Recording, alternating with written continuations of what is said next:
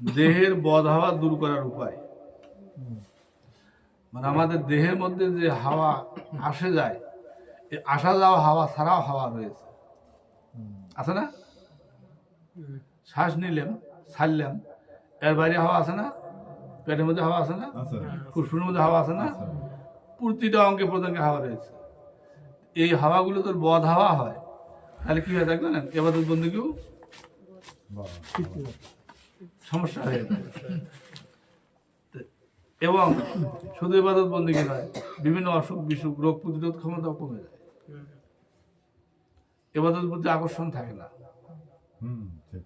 এবং বদ হাওয়া যার যত থাকবে, বদ নসিব তার তত আসবে। বদ হাওয়া যত থাকবে, বদের দিকে আকর্ষণ তত বেশি থাকবে। এই কারণে হাওয়াগুলো সংশোধন করা দরকার।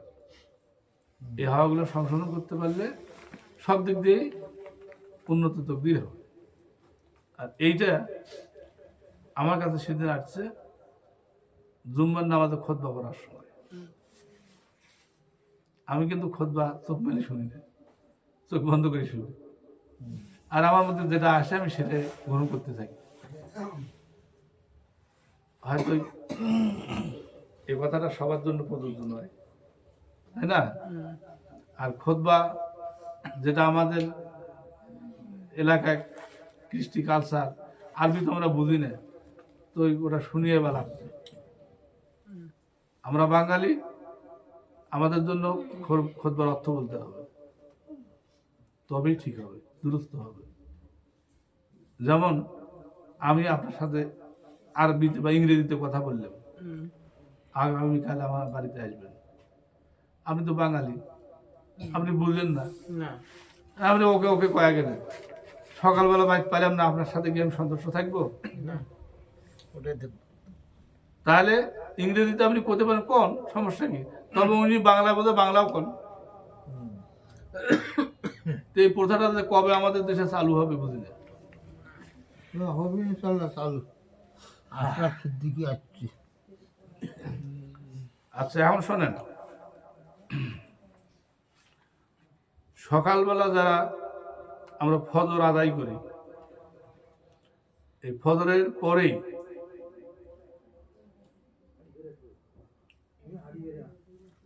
আমরা নামাজের শুরুতে বসবো, অথবা আমি যেভাবে বসছি এভাবে বসতে পারেন, বা এভাবে নামাজের শুরুতে বসতে পারেন। তবে নামাজের শুরুতে কিন্তু উত্তম। বসার পর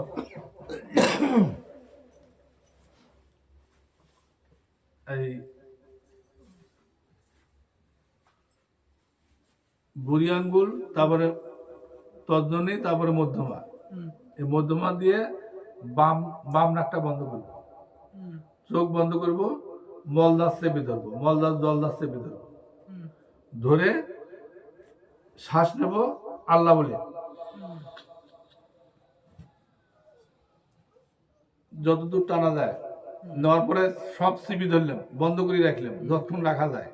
শ্বাস বন্ধ করে রাখলাম, মুখও বন্ধ থাকলো, চোখও বন্ধ থাকলো, সবই বন্ধ থাকার পর যখন আর রাখা যাবে না, তখন আবার এই ডান নখ, মানে বুড়ে নখ, ডান নাক চেপে ধরে বাম নাক দিয়ে ছাড়বো, আবার আল্লাহ বলে।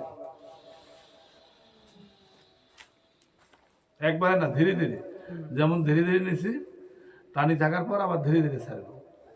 মানে বদ হাওয়াটা বাই করে দিলাম, যে আল্লাহ নামের যে হাওয়া, এই হাওয়াটা আবার ভেতরে ঢুকে নিলাম, ঢুকে নিয়ে যখন বন্ধ করে দিলাম, তখন ওই সমস্ত দেহে এই হাওয়া ঢুকে যাবে, আর ওই বদ হাওয়াগুলো খেলা শুরু করবে। ঠিক আছে? মলদার তো বন্ধ থাকলো, জলদারও বন্ধ থাকলো। থাকার পরে এইভাবে আমরা 3 বার করবো। এটা সকালে কাজ হয়ে গেল। সকাল কয়টার দিকে এটা করো? সকালে। আচ্ছা, তারপর দ্বিতীয় জোহরের নামাজ পর ওইভাবে ইয়ের আসল বলে টানবো, আবার ছাড়বো ইয়ের আসল বলে, এইভাবে 3 বার। আবার হ্যাঁ,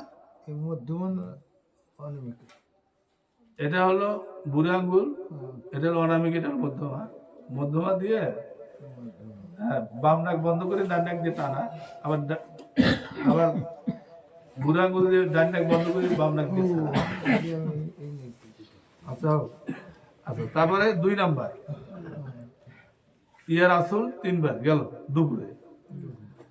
3 নাম্বার এসাপর ইয়া মোর্শেদ পাক বলে হলো টানা, দম দিয়ে মোর্শেদের নাম, যার যার মোর্শেদ সেই নাম বলে ছাড়া, ইয়া মোর্শেদ পাক বলে টানা, আর মোর্শেদের নাম বলে ছাড়া 3 বার।